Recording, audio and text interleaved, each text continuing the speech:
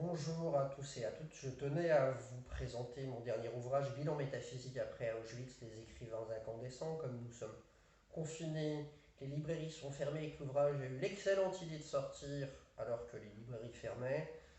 Même s'il y a un réseau de distribution et de livraison, je tenais vraiment à instaurer un lien un peu plus direct avec mes lecteurs et avec ceux qui me suivent.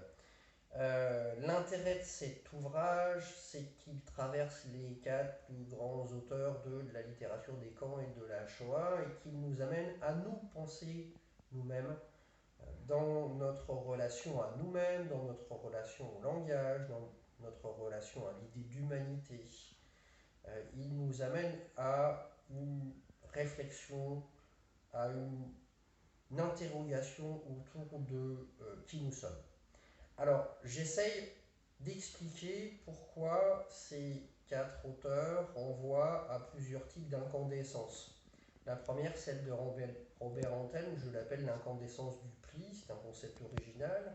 Ça veut dire que dans l'espèce humaine de Robert Antelme, il y a un passage qui n'est pas fondamentalement expliqué par les commentateurs, et quand on déplie ce passage, on a toute la pensée occidentale qui se déploie, et toute la parole juive également. Et ce passage est d'autant plus édifiant qu'il semble nous interroger sur cette civilisation à venir qu'on nous vend, qu'on nous survend, le transhumanisme et le posthumanisme. La deuxième incandescence que j'essaye de déployer, je la déploie à partir du plus grand auteur, je pense, d'un point de vue littéraire de la littérature de la Shoah, Piotr Auschwitz. C'est celui qui était le plus loin dans la relation au langage, dans le fait de dire, d'épuiser le langage, y compris à partir de l'horreur de la destruction.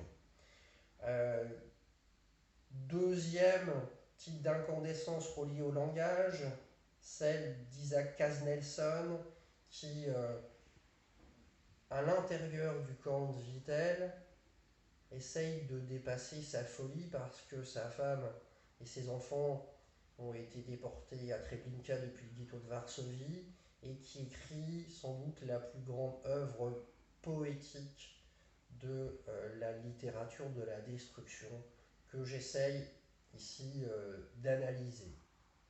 Dernier type d'incandescence, l'incandescence de la pensée avec le prix Nobel de littérature 2002 Imre Kertész, qui est celui qui a été le plus loin d'un point de vue philosophique, du point de vue de la pensée. Imre Kertész montre comment la Shoah donne à voir le présent, donne à voir le réel, donne à voir ce qu'il appelle l'homme fonctionnel, donne à voir les structures de la modernité, et donne justement à interroger la prétendue rationalité de ces structures.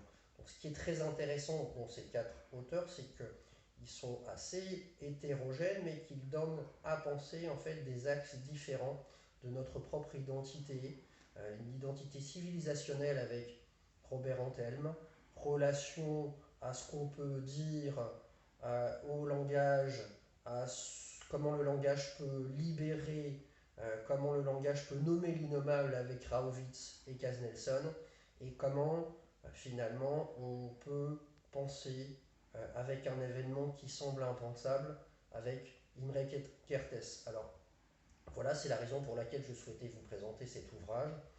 C'est un ouvrage de passeur, c'est un ouvrage de penseur, c'est un ouvrage de porte-parole, où j'essaye de porter ces auteurs et de penser avec eux et de vous faire penser avec eux.